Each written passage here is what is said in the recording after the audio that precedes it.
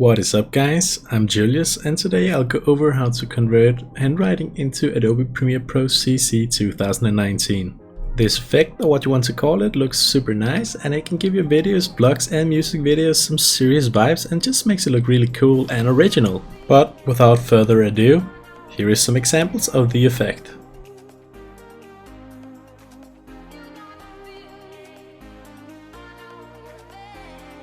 As you can see, it looks really sweet. First thing you'll need are some blank papers and something to write with. The colors of the paper and the pencils don't matter as long as they aren't the same colors, and we can always change the colors later. I'll also show how to change the colors later.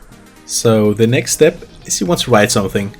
I'm gonna write how to turn handwriting into a digital object in Adobe Premiere Pro CC, as well as my username Julius shares knowledge. I'm using both a thick tush as well as a thin pen to show that it doesn't matter what you write with. As you can see, I have a very beautiful handwriting. Once you have written what you want to write, take a picture of it and save the picture on your PC. Next step is to import your pictures into Premiere. This is done the same way as you do with video. The next step is to drag your pictures into your sequence, and your pictures might not fit the settings of your sequence, but just right click your pictures in the sequence and click Scale to Frame Size. Now the picture fits the sequence somewhat. Don't think about the black bars, we're gonna get rid of those in a second anyways. Next step is you want to open up your effect controls for a picture and go into opacity. Under opacity there is this little square called Create 4-point Polygon Mask. Click on that and now you will see that there has been generated a square cutting off some of your picture. Double click on the corners of the square and drag it out so you get all your text into the video while getting as little as the background as possible. Next thing you want to do is find an effect called Ultra Key. This effect removes a specific color from your video. If your background is similar to your handwriting and won't remove the entire background like mine, don't worry. All you want to do then is search for an effect called Brightness and Contrast.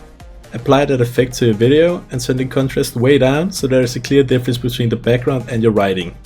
Now you want to apply Ultra Key again, and already much better, but there is still a bit of the background left. What you can do to fix this is play a bit around with the settings under Ultra Key. I'm turning the contrast way up and that fixes my problem.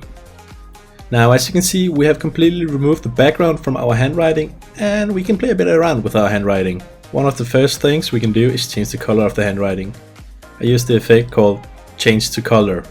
Apply that effect to a picture, select the color of your handwriting with the pin dropper tool and under Change, choose Hue, Lightness and Saturation. Now it will fully change to the color of your desire. As you can see, it looks very nice. In this example, I just applied a Gaussian blur to an extra layer of the picture and it looks really awesome, giving this glowy look to the handwriting. Now I want to show the same technique with a thinner handwriting. A lot of the steps are the same. Right click, scale to frame size, create a 4-point mask, apply brightness and contrast and turn the contrast way down.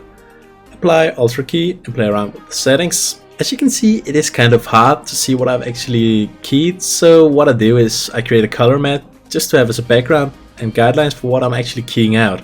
As you can see, I actually keyed a bit too much of the handwriting, so some of the A and R disappeared. I fixed this by going into effect controls and playing around with the brightness and contrast settings and making my mask fit even better. And as you can see, it's pretty good looking. But that was the effect guys. Let's see it before and after, as well as some sweet applications for this effect. As you can see, it looks really nice. And it's really original effect. I've seen people use it in music videos and other stuff. But that was this tutorial. I hope you enjoyed it. Let me know in the comments if it helped you and please consider subscribing if it did. Also, if you want to see more of me, then make sure to follow me on Instagram at JuliusSorensenXD. There will be some new tutorials coming up in the next coming time. But as always, see you. Bye.